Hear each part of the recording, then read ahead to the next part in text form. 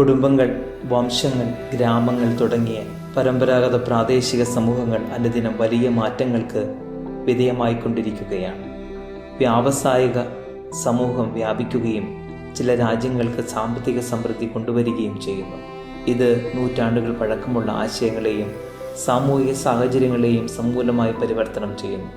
ഒന്നുകിൽ നഗരങ്ങളുടെ ഗുണനത്തിലൂടെയോ അല്ലെങ്കിൽ ഗ്രാമപ്രദേശങ്ങളിലേക്കുള്ള പരിവർത്തനത്തിലൂടെയോ നഗരജീവിതം വളരുകയാണ്.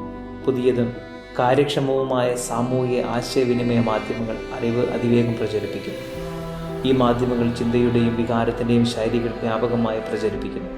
നിരവധി ആളുകൾ വിവിധ കാരണങ്ങളാൽ കുടിയേറുകയും അവരുടെ ജീവിത രീതി മാറ്റുകയും ചെയ്യുന്നു.